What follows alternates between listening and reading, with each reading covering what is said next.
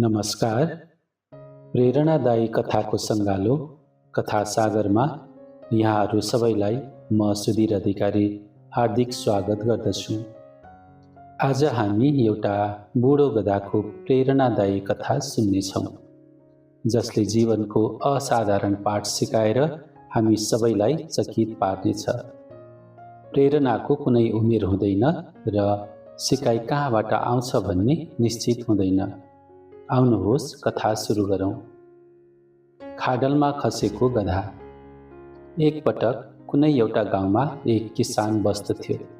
उसको घरमा एउटा गधा थियो जसले वर्षौंसम्म उसको खेतीको भारी बोकेर सेवा गरिसकेको थियो। तर समयको सागरले जस्तै गधालाई पनि बुढो र कमजोर पार्दै गयो। एक दिन मैदानमा चर्न लागेको बेला अचानक त्यो गधा एउटा गहिरो खाडलमा खस्दछ। किसानले गधालाई बचाउन धेरै प्रयास गर्यो, तर खाडल यति गहिरो थियो कि उसको सबै प्रयास व्यर्थ भयो। त्यही उभिएर उसले सोच्छ, यो गधा अब बुढो भइसकेको छ, बचाए पनि अब यो धेरै कामको छैन। बरु यही खाडलमा खसेको बेला माटो हालेर पुरिदिउँ, यसो गर्दा यसलाई निकाल्ने झन्झट पनि सकिन्छ। यति सोचेर उसले आफ्नो श्रीमती र छोराछोरीलाई बोलाएर भन्यो, हेर, हाम्रो बुढो गधा यो खाडलमा खसेको छ। यो बुढो भएर काम नलाग्ने भइसकेको छ।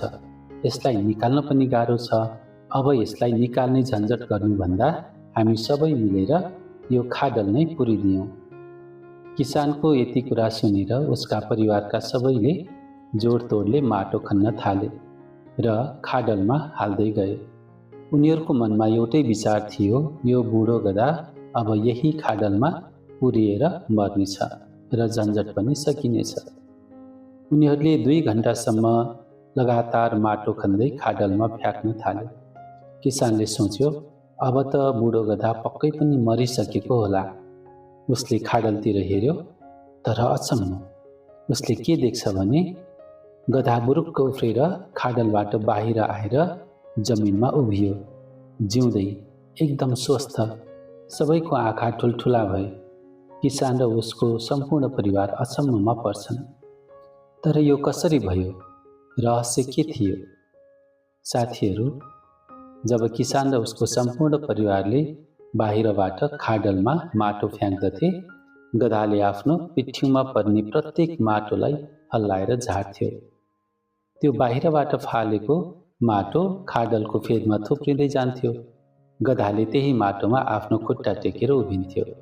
यसरी हरेक पटक माटो फ्याँकिँदा गधाको माथि आउने आधार बन्ने माटोको थुप्रो पनि बढ्दै गयो।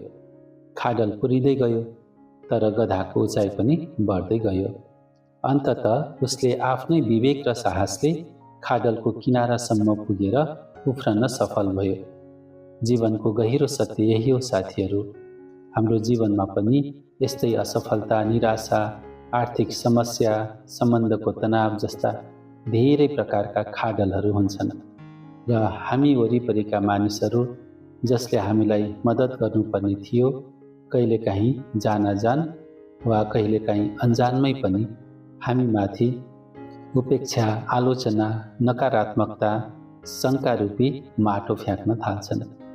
तर यो कथाले हामीलाई के सिकाउँछ भने जीवनमा हामीमाथि फ्याँकेका हरेक माटोलाई आधार बनाएर अघि बढ्न सकिन्छ। साथीहरू, तपाईमाथि गरेका हरेक आलोचनालाई सुन्नुहोस्, तर्क गर्नुहोस् र जे सार्थक छ त्यसलाई आत्मसात गर्नुहोस्।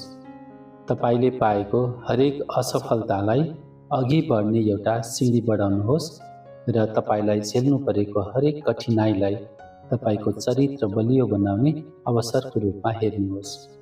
भनिन्छ नि, तिमी माथि प्रहार गरिएका हरेक इँटाहरूलाई जम्मा गर र आफ्नो लागि सफलताको भर्याङ बनाऊ।